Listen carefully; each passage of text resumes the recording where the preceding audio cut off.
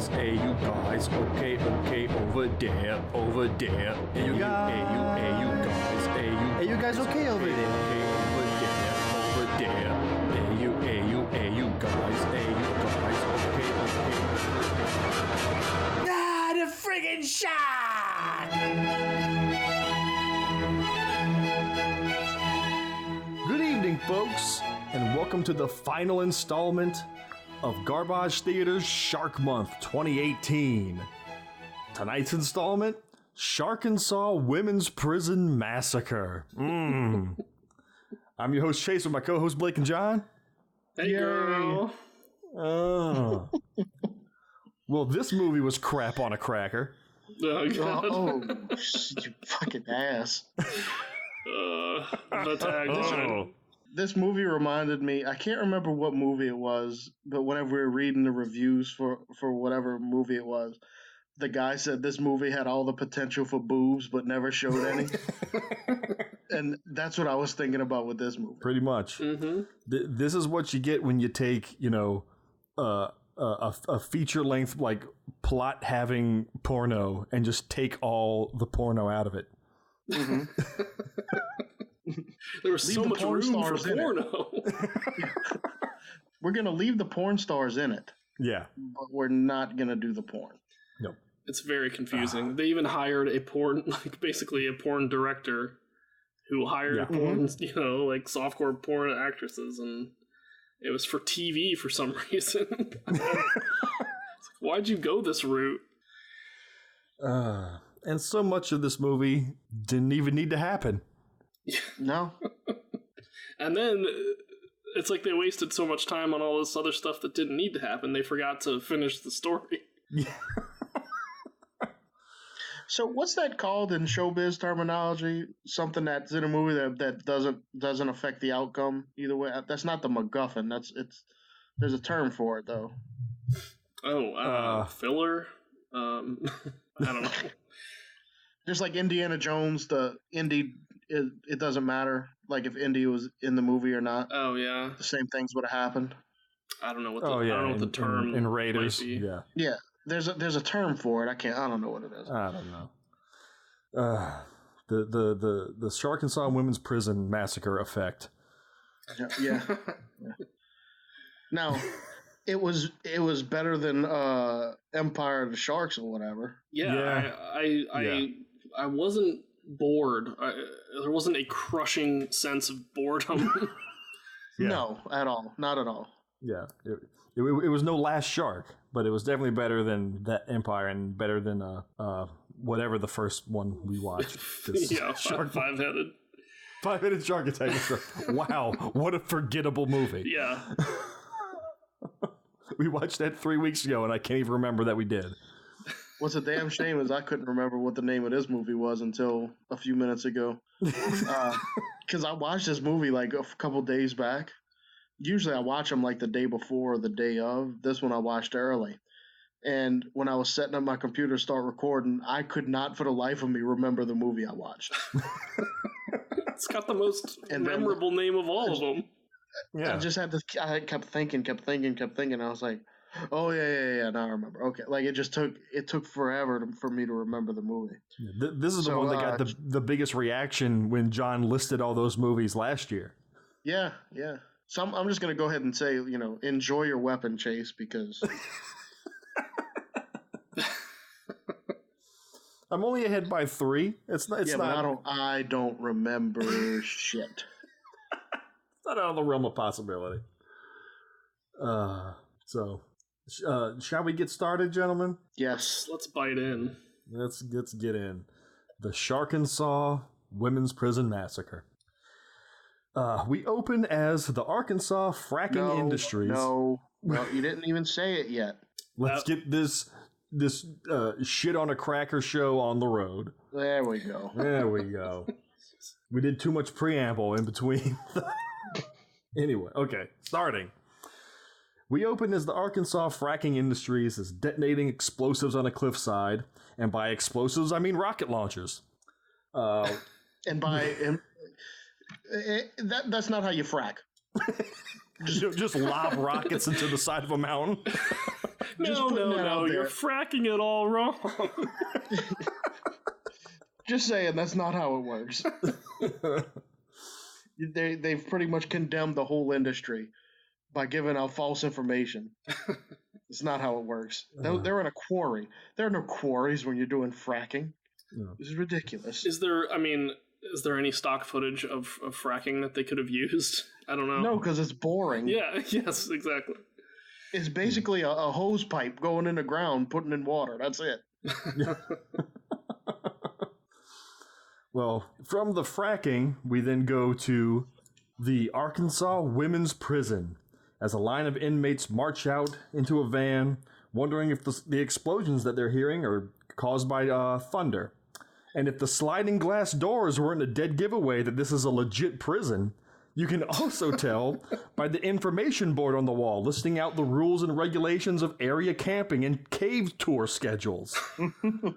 I can't believe they didn't shoot around this sign.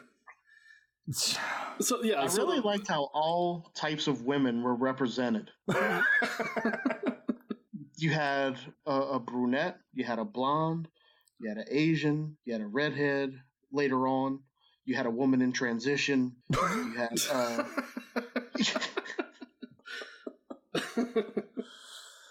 Oh man! Oh my goodness! But yes, this building was a glorified rest stop, and not in any way a prison.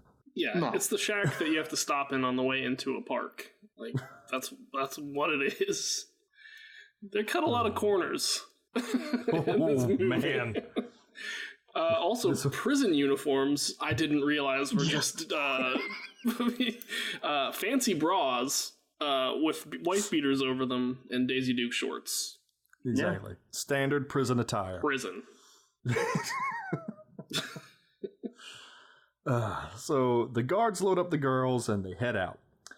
Cut to the quarry again as another explosion goes off, which disturbs the goddamn underwater monster sharks. Just gonna dive right into it. The sharks surface somewhere, what looks to be southern Louisiana, and begin to stalk their prey. The sharks looked really cool swimming through the water, though. This first shot of it swimming through the water was like quality. Looked good. It looked pretty good. It looked good. And I think it's because of all the other shark movies we've seen. But when I saw this, I was like, "There's a fucking shark swimming through the water." Yeah, it was half decent. No doubt. It legit looked pretty good. But then almost every other shot in the movie looked like garbage. Yeah. Like I was like, they're not even pulling a dildo through the water with some string. This is which would have been like on brand for this movie. Mm-hmm. Yeah, they needed the last shark model. Back at the quarry, the two quarry workers, let's call them Budget Kevin Dunn and Budget David Lynch, decide that being as it's almost noon, it's Miller time, and they deserve a break. A break from watching explosions, it seems. They babble over what bar to go to, but once settling on the further away bar, Budget Dunn reveals that he knows a shortcut up old Dinosaur Shark Creek. So they pull away, and it's revealed that their truck has the exact same license plate as the prison van. And I know this because this podcast has trained me to look at every goddamn license plate in a movie. Yeah, I think at this point, if any of us come up with, what did the license plate say? You're like banned. Yeah, you're giving away a free answer. Yeah, if you're not looking at license plates or finding out how much battery's left on a camera, like you're not doing your job. Yeah. Did they just had one license plate that they moved around from shot to shot? I guess. You know how these porn shoots get. It was confusing. So they head down the creek as Shark Cam kicks in. Budget Dunn floors it so hard the movie breaks the 180-degree rule about 30 times in 5 seconds. Now, this was this guy's personal truck, from what I could gather. Because no company truck's going to be this old Bronco. All right, so he knows a shortcut going through the swamp. Those were big tires on that Bronco, but they were street tires. So they didn't have deep treads or anything, but you're going to try to go through a swamp. And then he talks about kicking it in a 4x4 and all that. So obviously he knows how to drive through the mud, yet he's flooring it the entire time. Mm-hmm. Something tells me this man's never driven in mud before. Yep, because wouldn't you know it, the truck gets stuck in the mud. Womp womp. The shark races towards them in the inches-high, crystal-clear blue water, and not the mud ditch that they keep showing them driving in. All the underwater shots are like in the Caribbean. Yeah, there's like seaweed floating around in there. Coral. Coral. Budget Lynch notices the shark racing towards them, but it's too late as the shark slams into the truck, obliterating it. Wilhelm scream! Wilhelm scream! Cut to Budget Thomas Jane as he cruises through the bayou with Officer Tracy Lords at the bow of the boat, checking out the waterline when she spots something in the distance. Did they ever give her a name? Not that I can think of. She probably... If they did, they didn't say it. Yeah, I bet she has a name in the script or in the credits. He calls her boss all the time. I just call her Officer Lords through the whole movie because Yeah. I never got a name. Sorry. You know what I'm starting to think? It's Detective Lords Chase. I think, I'm starting to think that whoever made this movie is actually a genius. I think they double dipped. I think they shot this movie as an extremely long feature-length porno. Then they took out the porn and released a shitty sci-fi movie. So there's another version of this somewhere? Yeah. Because that's the only thing that makes sense, having these two people around. Oh, so they could have a scene together somewhere? Yeah. I really don't think so. They make no difference. Like, they make absolutely no. They don't matter in this movie. They have no bearing on the movie at all. No. Yeah. Not to jump ahead, but yeah. Well, more immediately, they're doing something, and I never know what it is. Yeah, they're looking for someone. They're looking for some escaped convicts or something because they're looking for where somebody might have run aground or anything. Yeah. And it's always like we catch them at the end of doing what they were doing. And again, jumping ahead, when they introduced the geologists, at first I thought, okay, these are the guys that they were looking for. They're going to be bad guys. But no. We never find out what they were actually doing. No. So, oh well. They pull up and jump off the boat at the shore and search the area, seeing that someone has come aground here. They split up to search the area for the armed and dangerous men, but Detective Adam finds something and brings Lords over to see it. What they find, truly something to behold. Yes. A dismembered corpse that looks like someone ripped all the limbs off of a He-Man action figure. Did they have to CG this corpse? They couldn't go to a spirit somewhere and get some limbs? It really... the dummy from Fungicide. Yeah. It really was baffling. This like PS3 graphics, like corpse. I don't know. I don't understand. PS3, that's generous. It is a little bit generous. Like this was early like PS3. a PlayStation 1 Resident Evil 1 model of a torso. Yeah. And then let's say that a shark ate this corpse or whatever. Why is there so much of it left? It just exploded it and then vomited it up. Yeah, it took all it dismembered the torso. The head's gone. It ate the head. Oh, and not to mention the fact that when Adam walks up to it, the scale of it, this person must have been 11 feet tall. Because the torso is as big as he is. It was a mess. It was a mess.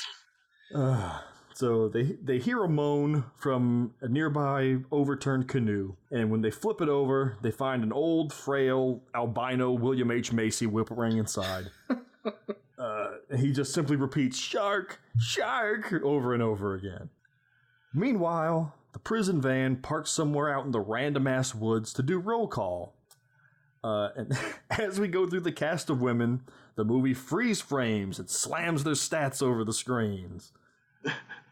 by stats, we don't mean their chest size. It was like what they were surprisingly. in jail for. Surprisingly. Oh, yeah. I wouldn't have put it past them. No. So first up is Sarah Mason, who's in for aggravated assault, armed robbery, and resisting arrest. Next up is Michelle Aquila, in for bootlegging videos and interstate flight. Yeah, I don't think she'd be in the same prison as the aggravated assault and armed robbery convict. Also, she is the victim of the most racism thrown towards an Asian woman in a movie ever. Holy shit. Beginning with her charges. She joins in on it at the end. Yeah. But even her charges are an Asian stereotype. You're right. I didn't even think about that. She starts calling herself Asian stereotypes. They never once refer to her as Michelle. It's always soy sauce, chopsticks, egg roll, dragon lady. Good lord. So third up is Shannon Hastings, in for assault and battery. Samantha Pines, who I'm going to point out has the exact same prisoner number as Michelle. So way to go there. Wow. She's in for drug trafficking and possession. And last but not least, Anita Connors, in for prostitution and drug trafficking. The warden, it seems, has tasked these girls with pulling stumps out in the woods. And like in the middle of the woods. Yeah. So, another thing, 5 broads in wife beaters are not going to pull stumps out with shovels. Like, that's an operation. Well, especially because once they start digging nowhere remotely near any stumps. Yeah, no. It's just flat ground. Oh, man. So, as they begin to work, Sarah says that the sun will do them good because their tans will look great at the lesbian softball invitationals next month. And see, right there is where the sex scene's at in the real movie. Was that a joke? It like cuts to the lesbian softball invitational. Yeah. They're all just fucking on the diamond or whatever. But we don't get that version. No. Sadly. So they're warned by the guards that they're not to run as the nearest 7-Eleven is 50 miles away. Cue the budget Leonard Skinner as the girls grab the shovels and start doing their work. But they remember to hydrate, but somehow forgot how to drink water from bottles as they dribble it all over their breast. I was like, oh no, are you guys all having strokes, or did you have like recent dental work, or like what's the issue here? I just kept thinking like from Airplane that they all had drinking problems. Yeah. So Samantha takes a break and asks prison guard Mike if she can have a moment alone by the stream. And she shows him that she cut her arm open on a beer bottle while she was digging. He gives her 2 minutes and just lets a prisoner walk away into the woods unattended. Yeah, there's like several things here. They show in the digging montage, they show her like react to having her arm cut, with her arm nowhere near the ground. And then she shows up over by Mike, the guard, and it's like this enormous gash that she should probably go to the hospital for. Yeah. And she was cut pretty bad too. Yeah.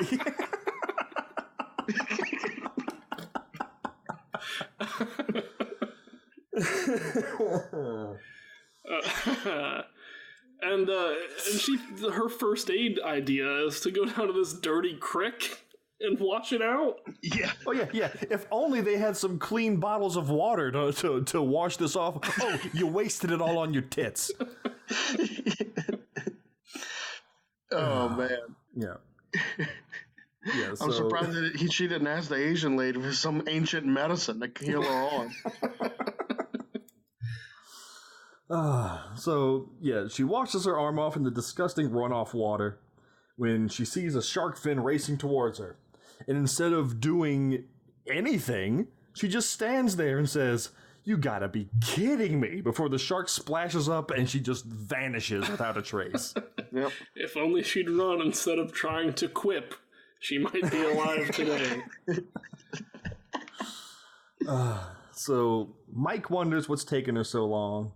So Carl, the older guard, radios in from a few feet away to let him know that it's time to pack in for the day. As the girls get back to the van, they all wonder where Samantha is. Mike then flat out lies to Carl and tells him that he sent her to him to get her arm fixed. Carl says she never showed up. The girl suggests maybe she's gone skinny dipping in the stream, because that's the movie we're watching, folks. See, there are other scenes to this movie that we're not getting. So Mike finds Samantha's bloody shirt on the bank and radios Carl. He takes the girls with him to go meet Mike. Once there, the girls say that they would have known if she was going to try to escape. And Carl tells Mike to get the girls back to the van while he radios in, letting everybody know of the escape. The girls notice blood on Michelle's arm and think that she's hurt, but she quickly points out, "It's not me bleeding, bitches. These girls are catty." And then she shows the audience that the tree she was leaning against is covered in blood by sticking out her hand to the camera for a full 5 seconds. Mm-hmm. It was a good effect. Yeah. On the way back, Carl is explaining to the warden on the radio about the escape. They spot a woman in the road in a broken down car waving them down. As they pull over to help, she gets the drop on him and pulls a gun. And she takes the guards' guns and orders Carl to set the girls free. This first gun that she has never appears again. She has a gun when she first takes the van, and then that gun disappears. And then they're using the guards' guns. Well, it was like a silver Beretta, and that thing is gone. That first gun was a clear airsoft gun. Yes, I have that gun.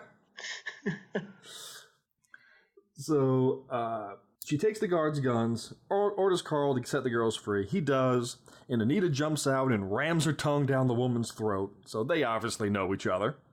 Mm-hmm. Mason then joins them as they order the guards into the back of the van and take off. Meanwhile, Detective Lords and Adam get the call of the escaped women, and that's that for their scene. Back to the prison bus. Anita lays down the law as Carl and Mike plot to get some attention at nearby surveillance cameras they'll be passing by. However, the girls make an unexpected turn and head in a different direction. Is this when Anita says the line, "Nobody try anything cute"? Maybe. Because when she did, I made myself laugh. Because when she said, "None of you try anything cute," and I'm like, "Bitch, you the one that should be trying something cute." Because she is unattractive.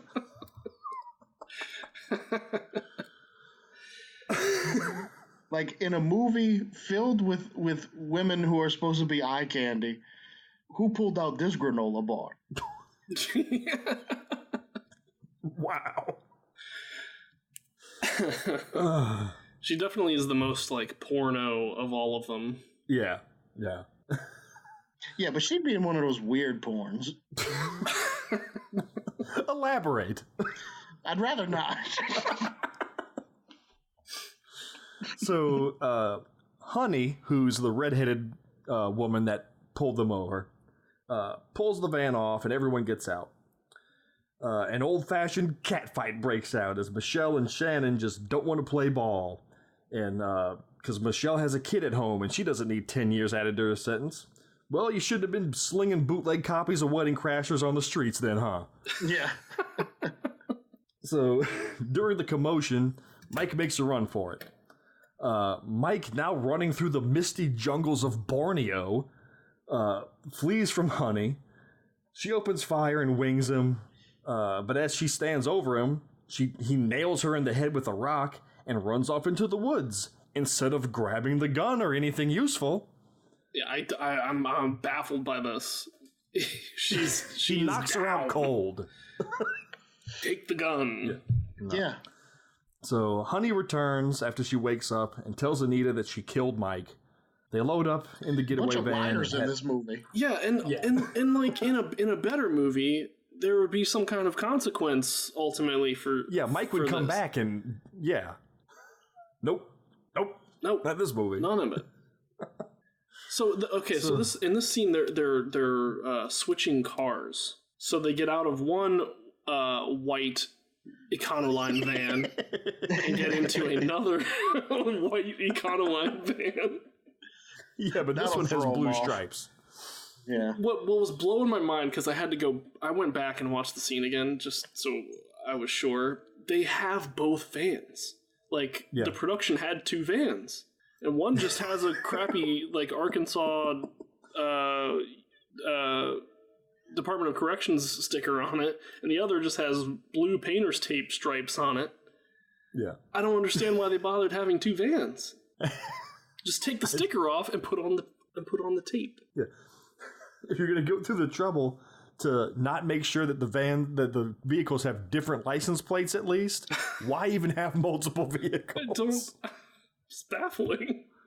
It's like they went out of their way to be as confusing as possible about this. Yeah, like I didn't even realize what they were doing in this scene because, like I said, they arrive in a white van and leave again in a white van. So I didn't even notice anything had happened until the detectives are trying to like find out where they rented the car from or something. Yeah. Yeah. So Mike limps through the woods and finds a mysterious hatch in the ground that better not contain a time-traveling Scotsman. He climbs down into the cave below looking for water. He finds a pool and bends down to wash his face and have a drink. But unfortunately for him, a shark swims in and kills him off camera. Those are the caves that you could have toured. Yeah. Meanwhile, the girls drive out further into the woods towards Wrightson Swamp. They pull up to a safe house. Oh, real quick. Honey... There's a lot of references in this movie. And I think Wrightson Swamp might be the first one. So Bernie Wrightson created Swamp Thing. Oh. And Jim Wynorski, the director of this, directed The Return of Swamp Thing, the movie. Did he now? He did. Wow. So there's a little Bernie Wrightson reference for you. Well, there you go. Isn't that something? Interesting. So, how come we don't see more Swamp Thing? I mean, not in the movie, just like in our lives right now. the world could use more Swamp Thing. Yeah. I don't know. Something kind of fell off the map. Wasn't he the White Lantern for a while? Wait, what? Never mind. We shouldn't even be talking about this. What am I doing? I started talking about good things. I'm sorry. Yeah.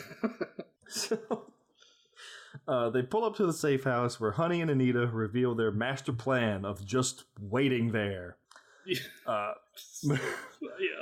Michelle and Shannon want nothing to do with this plan and want out. Mason calls Michelle a bitch again and gets knocked the fuck out. Boy, does she. Honey calms everything down and gets everyone inside, though. That night, as a thunderstorm rolls in, detectives Adam and Lords conduct their search. Adam reports that an old man they found earlier, he keeps raving about the sharks eating his friend, but Lords is way too involved with this Coca-Cola bottle she found. She says it must be 80 years old. They still make Coke in bottles, goddammit. I didn't understand what's her deal. She's like a nostalgic detective. Just for Coke bottles, though? There had to be another scene attached to that. Well, she makes lots of references. Bonnie and Clyde. Something tells me that Coke bottle's seen some things. She does say it's for her wet bar. Cool. Jesus. So, Lords orders Adams to contact all the rental car companies in a 50-mile radius to see what kind of vehicles may be on the road in the area. But Adam worries that those businesses might be closed at this time of night. But Lords insist, well, let's go wake them up. Because, all Hertz owners sleep in the Hertz dealership. So, they have all their calls forwarded to their house. Yeah. Chase. In case the police need something. Yeah. So, back at the safe house, Anita ties up Carl. Carl insists that Honey killed Samantha to get them on the road before nightfall, but Anita says that Honey's not like that. Meanwhile, in the kitchen, Michelle, Shannon, and Mason discuss the rain's atmospheric properties. And Sam says that this place is better than prison, but Michelle says it is a prison because we're trapped here. So that's all we need to warrant the prison in the title of the movie. Yeah. The girls decide that they need a nice hot bath. And Shannon says that she turned the water. Yeah. Shannon says she turned the water on as soon as they got there, and it should be at a boil by now. Yeah, I don't think you ladies have ever bathed before. If you're bathing in boiling water, Anita cracks open a tale of two cities that she finds over the fireplace, and Honey comes up behind her, and here we go. Cue the Skinamax action. They go into a back room where we cut away and go to Michelle and Shannon in the hot tub. The hot tub, not the bath. Right. They specifically said that the bath was inside. They're in the outdoor hot tub. They said it was down the hall, like the second door on the left or whatever, and now they're in the hot tub. The second door on the left just leads outside. Yeah. So, they're still worried that something's going to go wrong and someone's going to get hurt. Mason eventually joins them, and they wonder if Honey and Anita will just kill everyone else before they leave. The next day, Shannon wakes up to make everyone a nice breakfast of Hormel chili and sliced apples. Or something it looked like. What was this? It was peaches and beans. Yeah. She calls it peaches and beans, her favorite dish. Of course, they just happen to have those two items in this random house. Okay. Don't eat them together. She says it's her specialty. She makes this shit all the time. It's disgusting. I'm surprised that wasn't one of her crimes that was listed.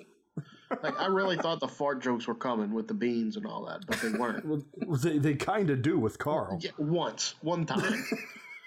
If you're going to make it a point to make peaches and beans multiple times throughout this movie, I expect a Blazing Saddles scene somewhere in here. Yeah. I want somebody to talk about how, like, you know, even the old standby of, oh, you turned the bubbles on in the hot tub. No, I didn't. And there you go. We got ourselves a movie. Yeah, we missed out on the scene of a room full of porn stars farting it up. Well, we definitely missed the scene of all these broads in a hot tub. So, what if they just got out and all the bubbles stopped? You know? All the girls in the hot tub, and then the old man sheriff in the living room reading his book of A Tale of Two Titties. She says this book of A Tale of Two Cities is a first edition, which I looked it up. That's a $15,000 book. It's not going to just be sitting in some cabin in the middle of Arkansas where all these whores have access to it. Where just anybody can touch it. So right after she makes her chili and peaches, Carl asks for a bathroom break, and Michelle is the designated crap watcher, and she takes him outside. But not before he warns her that he's got prostate problems, and this could take a while. What's that got to do with his butt? You would have found out if it had the extra scene in it. Do prostate problems make it hard to poop? I don't know. Does it? I don't have prostate problems, so I'm not sure. I'm sure we'll find out someday. Yeah.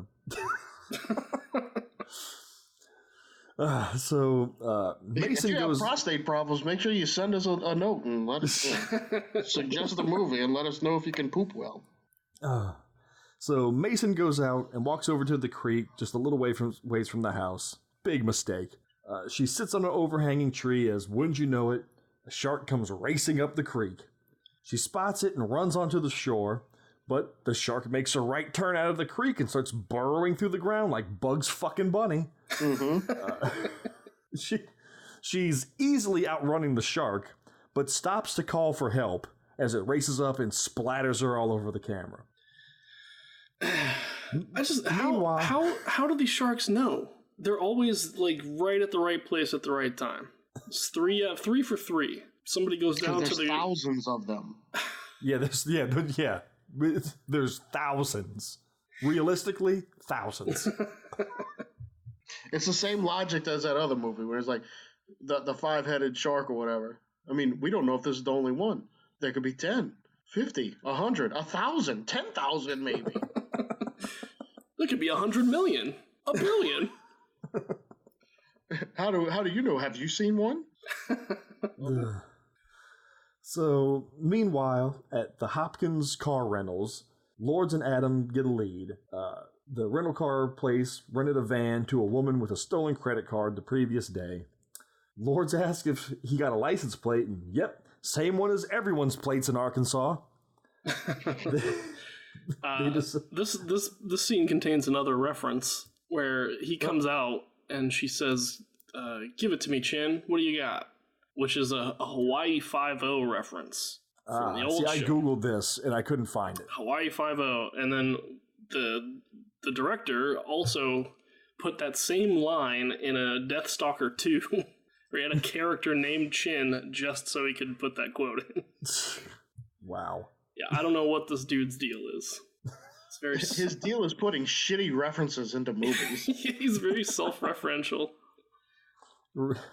Reminds me of when we watched Dog Soldiers. They named a character Spoon just so when he died they can go, there is no spoon. That was great though. Okay, so they decide the escaped convicts toting hostages can wait as it's lunchtime. So let's go get a bite to eat. Back at the hideout, Shannon breaks out her specialty dish, peaches and beans, again, and Michelle refuses to tie Carl back up, even at gunpoint. It's becoming very clear that Honey is never going to use this gun. Mm-hmm. So, can someone make a move in this scenario? She's not going to shoot anybody. She threatens, and the people just do whatever they want.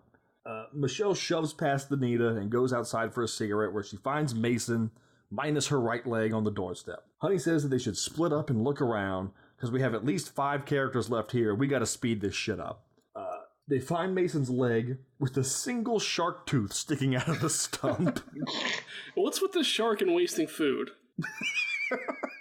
Didn't eat. It didn't eat none of her. Like, she got her leg bit off, and the shark just left it there. I'm like, no, you're right. That's good eating. Yeah, I don't know. Does the shark know there are sharks in China that are starving right now? So, Honey pulls the tooth out and says the best line of the movie, "This is a tooth!" Carl points out that it's specifically a shark tooth, and everyone starts making wild assumptions of land sharks and whatnot, like it's common goddamn knowledge. Yeah, he jumps immediately to, that's probably a monster mutant prehistoric shark. Like, whoa, Carl, what the fuck are you talking about? So later, after burying Mason under a pile of rocks, 2 random-ass guys stroll up. And this is where I assume that these are the guys that Lords and Adam were looking for in the beginning. But they're not. They say that their ride was eaten by a giant prehistoric shark, and everyone's like, what? Oh man, we gotta get out of here. And not, what the fuck are you talking about, idiots? Yeah. Yeah, just accept it. The men say that they're local geologists, and they're here monitoring vibrations and wonder if there's been any blasting in the area. And one of them says that the Delgado Petroleum Company started fracking some old wells, and no, it wasn't. It was the Arkansas fracking industry. Right. Get your facts straight, movie. Get your facts straight, pseudo porno. All he had to do was go back and read the earlier part of the script. He's like, I think it was Delgado. Yeah, or was this scene shot first, and then, the B team shot the pickup shots of that beginning scene and just said, oh, I guess we need to call this something. Either way, it's sloppy filmmaking. Sloppy. So the main geologist, who also never gets a name, he's just called the professor. He says that, he explains that in 2007, scientists discovered an ocean 1,400 kilometers below Eastern Asia and theorizes that there's an underground ocean probably beneath the U.S. Finding the ocean underneath Asia, absolutely true. That happened. Maybe there's one under the U.S. It's scientifically possible. But then he goes off the rails with this 20-foot-long Sharkasaurus that can swim in water and land. He knows so much about it already. All it did was eat their truck, and he's like, all right, it's Sharkasaurus. Also, you were doing better by just calling it a mutant shark. The second you start saying Sharkasaurus, nobody's taking you serious. Yeah, it's silly. So they decide to get out of Dodge and start packing up their things. She said, pack up your stuff. They don't have any stuff. They came directly from prison. She's got to go get that $15,000 book. That's true. Off the mantle. So Michelle gets the keys and volunteers to go first to run out to the truck to get it, but she hesitates. So Honey grabs the keys and goes for herself. The sharks arrive as she reaches the van and send her running back as bullets bounce off their hides. They pop the tires of the van because that's what they did in Tremors and trap everyone in the house. It's at this point that geology assistant John decides, I'm just going to start hitting on one of these women. Hell yeah. Cut to Lords and Adam enjoying their lunch as they get a call from some guy named Wilson telling them that they spotted the van from a chopper, but it's too dense to land, so they got to go and check it out themselves. Another scene wrapped with Lords and Adam. Don't need you. Back at the safe house, Michelle reluctantly prepares more peaches and beans. Stop it. The fridge is full of peaches and beans. Nobody's eating this. Just eat one. You don't have to combine them. I had a friend growing up that used to eat Oreos with Kraft Singles stuffed in them because he claimed that was the only things to snack on in the house. Don't eat them together. Hold on. What the hell?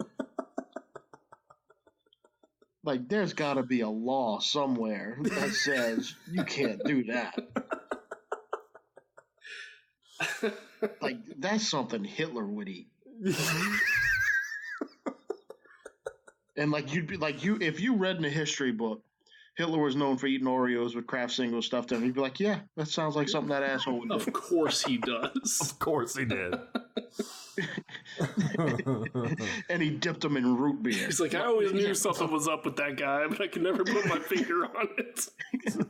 Something's odd about that Hitler character. Jesus Christ. So, it's at this point, Michelle uncovers a hidden compartment in the kitchen and pulls out a small arsenal of machine guns from it. Thank you, Ronald Reagan. Did Ronald Reagan leave him there? What does Reagan have to do with any of this? I was wondering the same thing. What the hell? He just said, please enjoy these. Signed, Ronald Reagan. That would have been amazing. There's a signed photo of Reagan in there. Hey, there's plenty of beans for the peaches and beans. Thanks, Jimmy Carter. Okay. Oh, man. So, outside, I'm jumping ahead.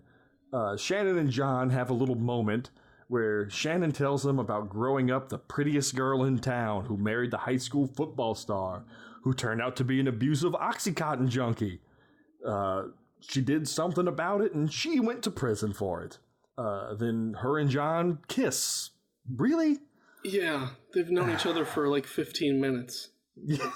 Yeah, but there's freaking tremor sharks outside. Yeah, beggars can't be choosers when there's tremor sharks involved. Exactly. It's true. You got to get all your kissing in as fast as possible.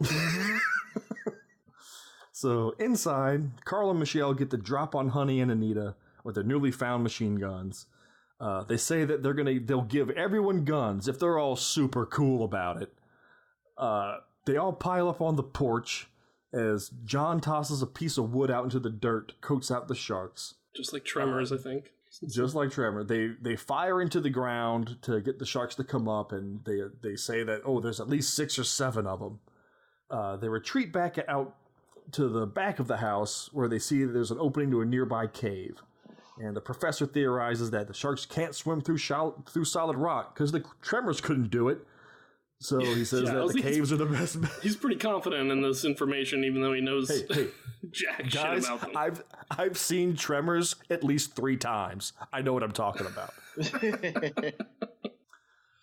So he says the caves are their best bet. He also theorizes that there's thousands of these sharks on the way. Just making tons of assumptions here. Yeah, these are just scouts. How do you know? He saw one and it ate his Jeep. We gotta get out of here before the queen shark shows up. So they take some old clothes that they find in the house and make a dummy and stuff it with gunpowder. Carl draws some of his blood and they spray it all over the dummy before throwing it outside. The sharks swim up around it as Honey shoots it, blowing it up. Why? Okay. Because Tremors did it, John. But why bother making a human-shaped mannequin? Just put good question. That's a damn good question. The sharks aren't going to be like, wait a minute. And also, like, no amount of black powder is going to blow up like that. No. Just from shooting at it. Yeah. No. So they take this opportunity with the sharks distracted to make a break for the cave. The professor trips over nothing, and Honey and Carl have to stop to help him up. John leaps to action and is killed immediately, causing Shannon to go into hysterics for the man she loves that she just met 30 minutes ago. They all retreat into the cave entrance and head inside. Meanwhile, back with Adam and Lords, still nowhere near being actually involved in this movie. They pull up to the hideout, and as Adam takes a step out of the car, the shark starts to close in. But Lords orders him back in just before the shark can snap his foot off. And then the shark attacks the front of the car, and they just back up away and out of the movie. In the caves, the group wanders around looking for another hatch to the surface. Michelle confronts Honey, and they get all rowdy again as Carl takes her gun because she's out of bullets. And then Anita pulls her gun and puts it to Carl's head, which he smirks and takes it away, revealing that he never loaded it in the first place, because that's what they did in Tremors. At this point, they hear the sharks communicating like whales, because we haven't gone far enough into the deep end with the craziness about the sharks, apparently. Yeah, I was kind of, for some reason, that made me upset. Like, don't insult my intelligence. Yeah, it's just a detail. It doesn't matter. You know? No. It doesn't matter at all. They don't need to communicate. They never communicate in a way that they get one up on the people. They don't work together. And if you want to have them communicating, don't make them sharks. Like, you could have done killer whales or something, or dolphins. Well, you can't do Killer Whale and Saw women prison massacre. Who says you can't?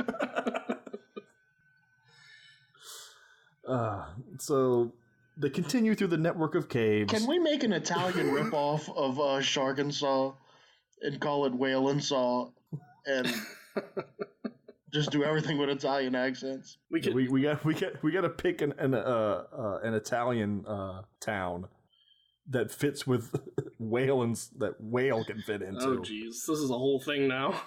Yeah. I got a bathtub. We're ready to go. I say we just make it about a pack of dogs and call it Barkansas.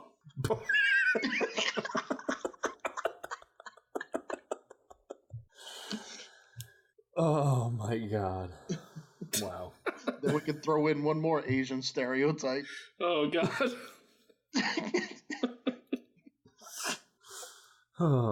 Okay, so they continue through the network of caves and come across an old mining site. They spot an underground river that they could lead to the surface, and the professor's super excited about this, not thinking that the whole point of the cave is that the sharks can't swim in it, but water, well, let's follow the water. Yeah. Like any normal person in this situation would be like, well, can't go that way. They spot daylight, but it's across a big span of water that they'd have to wade through. But Carl realizes that they have a raft. How is that different or safer? Then again, how would the sharks get in that water? They can get into all water. We saw how they left the cave. So the shark would have had to like jump out of the ground and just kind of tumbled down the rocky cave and landed in the water. No, it went back the way they came out. Back into the cave. No, but that was all rock. It can't go through rock. Well, it came out of the cave in the beginning. Yeah, well, this movie doesn't make any sense at all, does it? So, Lords and Adam, back with them again, drive away from their encounter with the land shark from Saturday Night Live that Lords points out. Mm-hmm. They find the cave system on a map and then figure out that they probably used that to escape. Them just giving us information we already have. Back to the people that matter. Back in the cave, they lower the raft into the water, and as they gather whatever supplies they can find, Carl asks the professor if he's looking forward to seeing daylight again, just as the professor is hilariously eaten by a leaping shark. That got me too. Like, I was not expecting that, and it got me. Everything about Looking it forward was to seeing strange. light again, Professor? Oh, I can't wait to get out of here and continue living my life. It's like he just went straight down the shark's throat. Like, yeah. Because the shark's mouth just went over his head like a hood. So, Shannon is still all broken up by that stranger that died earlier. Carl talks some sense into her, though, as Honey and Anita wait for them to arrive back at the lake, underground lake, whatever. Carl then decides he's going to go across first with a rope and then pull the rest of the women across. Adam and Lords are still in the movie. Done. Back to the other characters. Carl gets ready to cross. He paddles his way to the entrance as Anita starts eyeballing the machine gun that he left on the ground. Carl makes it and sends the raft back. Michelle and Shannon get in next and head across just as the sharks start to cry out in their whale speak again. This whole sequence took forever. Yeah, because they make it. Michelle and Shannon make it, so there was no point to any tension or anything. They send it back again. Honey and Anita get in. They start going across. A shark approaches, and Anita decides to go all wild card and open fire on Carl. She gets up and goes, woo! It's so weird. Yeah, I'm going to shoot the guy that's pulling me to safety. Yeah. So Carl dives out of the way, but Shannon takes one in the throat. Gee, I was like, God damn, that's like pretty nihilistic. I thought she was going to make it, you know? The recoil of the machine gun, it seems, launches Anita into the water, I guess, where she's promptly eaten by the shark. I sort of thought this part was a Bonnie and Clyde reference of the film, because Tracy Lords made a reference to Bonnie and Clyde earlier in the movie, and then this is the only slow motion in the movie, and like the end of Bonnie and Clyde is famously like in slow motion. Yeah, and I think the Matrix has slow motion too, but. Well, no, but I think in the director's strange mind, I think he thinks that Honey and Anita, making an homage to Honey and Anita are kind of like a lesbian Bonnie and Clyde. That ain't a lesbian couple, my friend.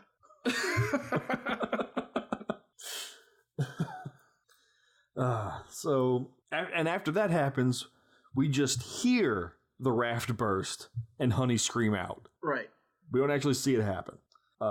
Michelle and Carl look down at Shannon's body. They decide to leave her there, climb out of the cave, and Carl decides to let Michelle go, as everyone died down in the cave, supposedly. He's going to turn his back and look for help, and if he sees one of those damn land sharks, he's going to tell it to bugger off. So Michelle, honestly, he only screwed her over. Yeah. Because life's going to be much harder now. Like, okay, you're going to let her go. She's going to go try to get her son back. How's she going to get her son back without, like, showing an ID or something? They'll be like, oh, you didn't die. Go back to jail. You escaped. Not to mention the fact that there's still thousands of Sharkosauruses swarming this swamp that she's now walking on foot through. It's like, they're out of the cave, no more Sharkosauruses. What's sad is, I forgot about them too. Because I'm all thinking about the implications of being let go, but you're supposed to be dead, but oh. Yeah, her entire I feel like an idiot.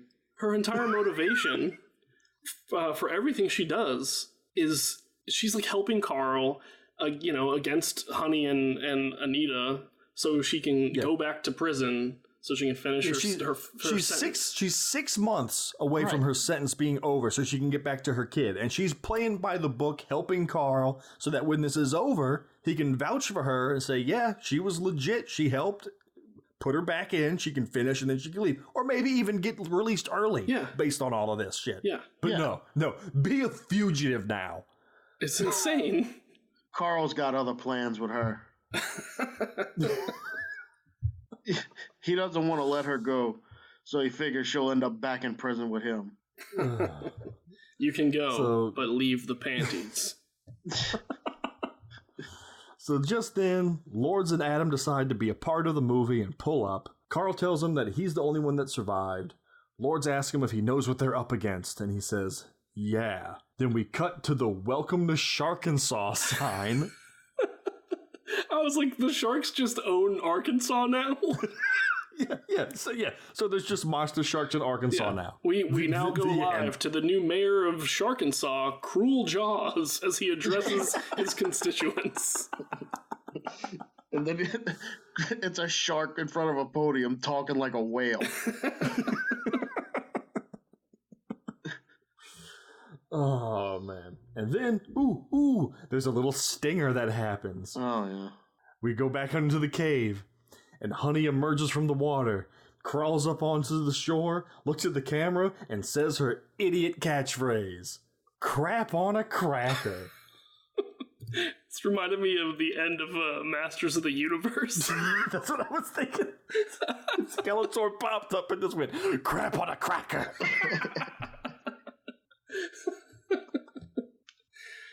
Oh, man. Oh, roll credits, please. Just roll them now. You know, there's for our southern, people who aren't our southern, because the southern listeners know about it. There's a breakfast item you can get at some establishments here in the South, and it's called shit on a shingle. It's very good, by the way. Sounds great. It is. It's good. Oh, man. I can't believe this movie had, no... I was like, man, it's only got 5 minutes left. How are they gonna, defeat the sharks and send them back to their cave or whatever? Just don't Easy. bother. We don't. Twist ending. The sharks take over. Twist ending. The Sharks now own Arkansas. They renamed it Sharkansas. They even wrote SH over the front of the sign. And they elected a new mayor or a new governor. Yeah. Oh man. Maybe it's the governor from The Last Shark. No, he's anti-shark, man. Well, this is true. Yeah. He won't allow any sharks to attack. So that's it. That's it. Shark Month 2018 in the bag. Yay. Yay. We had one good one.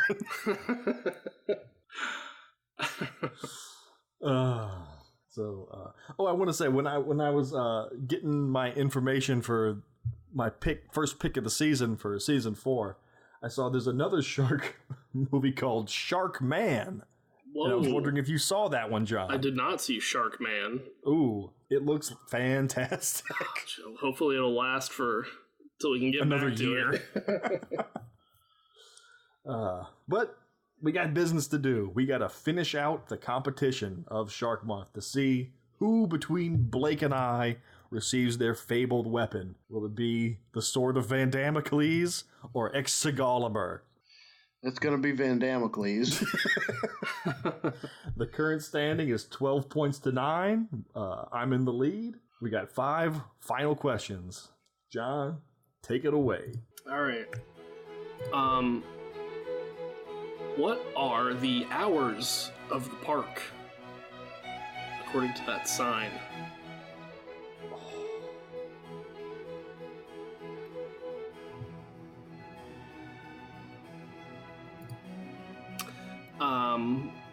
According to those two nerds in the Jeep in the beginning, what's the problem with Archways beer?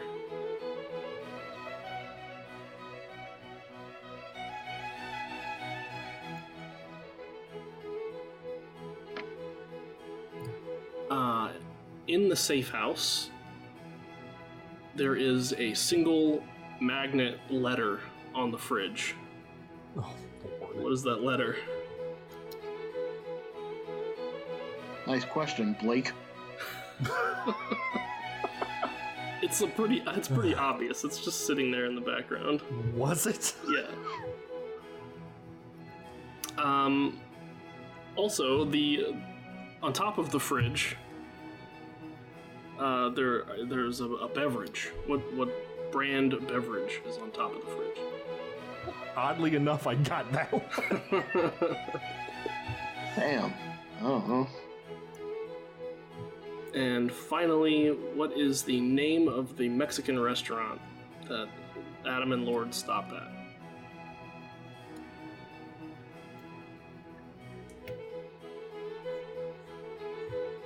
Pretty sure I got 3 of these. I'm gonna have a big old goose egg on this. Or what are the hours of the park? I said 7 to 8. 8 a.m. to sunset. Got it. 8 a.m. to sunset. What is the issue with Archways beer? It's watered down. It's old tasting. It's lukewarm, is what he says. What is the letter on the fridge? K. G. It's the letter B. Bleh. What are the beverages on top of the fridge? Sprite. It's a bottle of Bailey's. I had Coca-Cola. There's 2 liters of Coca-Cola. Is that another thing that was on top? I swear to God, there's a bottle of Bailey's on top of that. No, there isn't. I don't think it's going to matter, Right. so just keep going. What's the name of the restaurant? Casa Bonita. The Del Rio Mexican restaurant. It was El Rio, but again, I don't think it matters. It doesn't matter. I still won.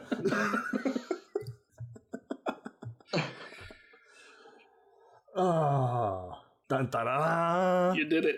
Van Damme. Oh, it feels nice to have it back. The power.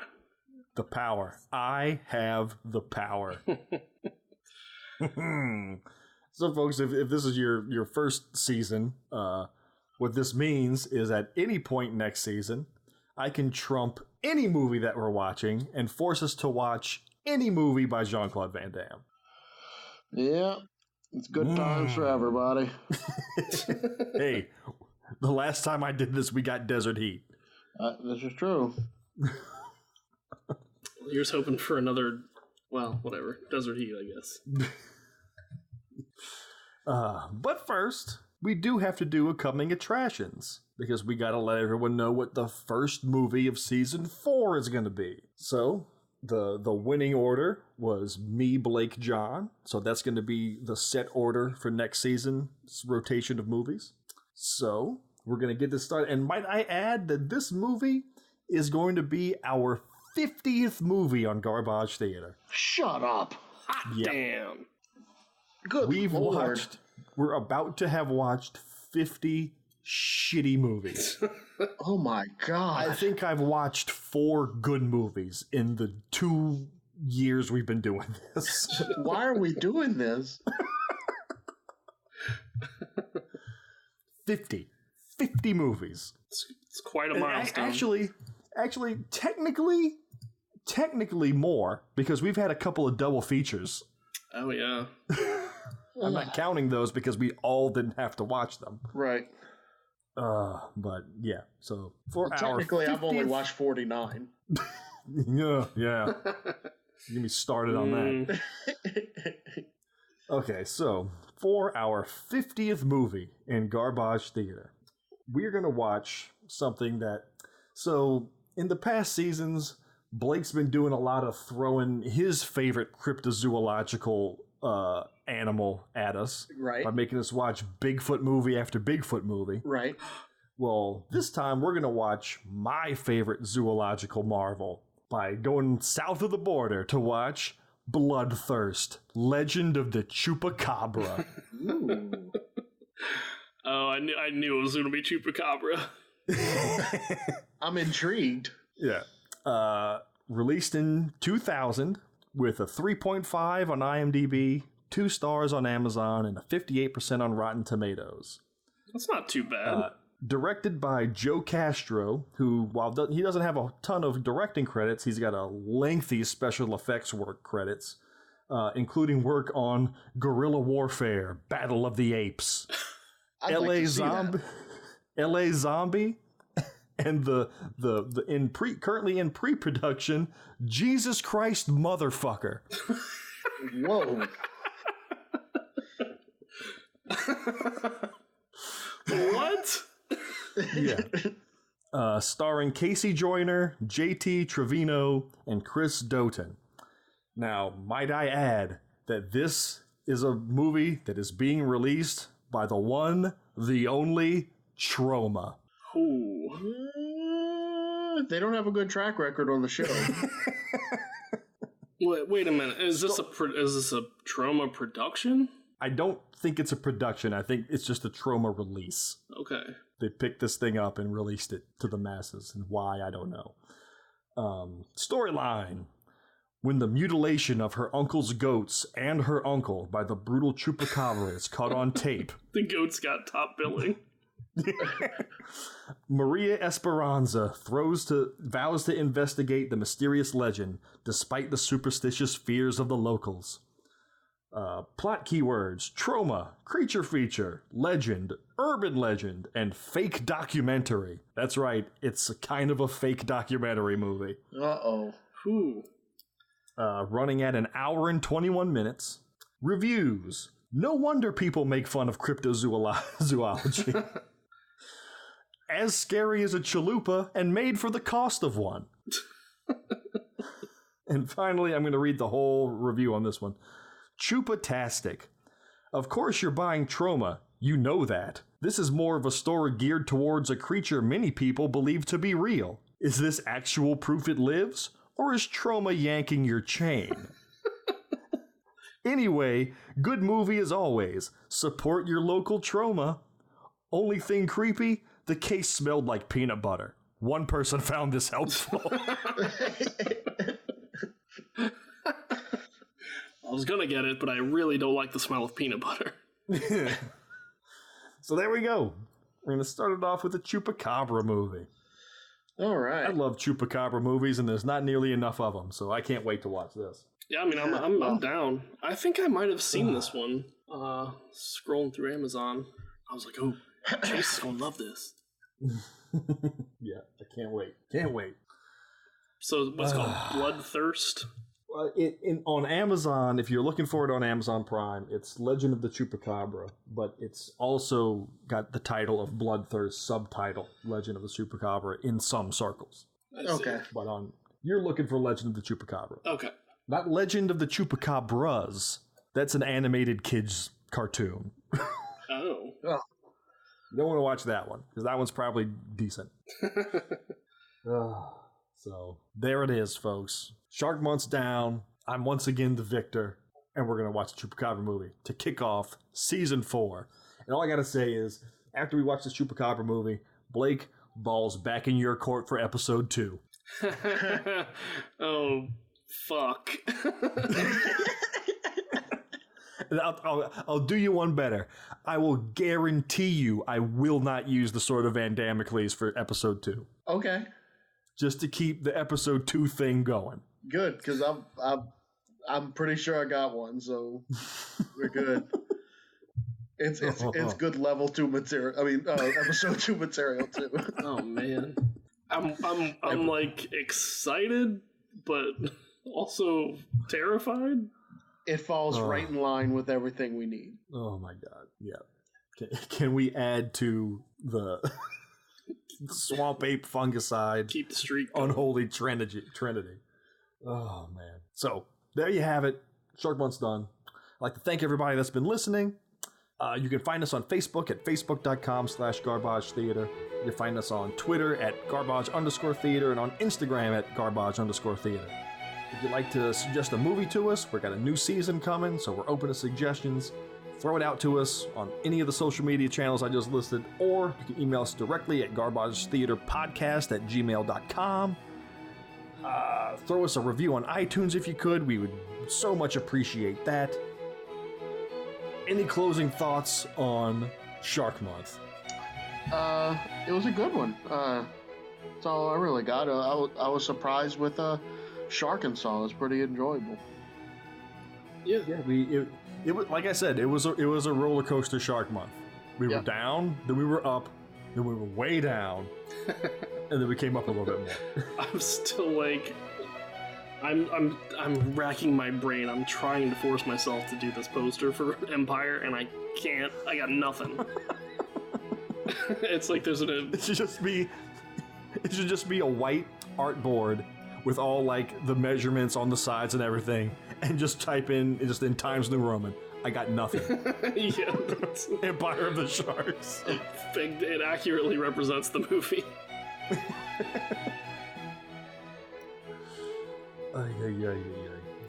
You could do something with the shark, the underwater metal shark mouth. Yeah, maybe.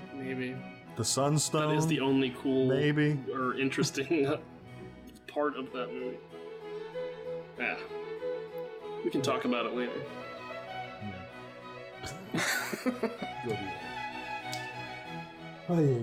Okay, so on that note, we will be watching Legend of the Chupacabra. Find it on Amazon Prime. And we will see you next time for the start of Garbage Theater Season 4.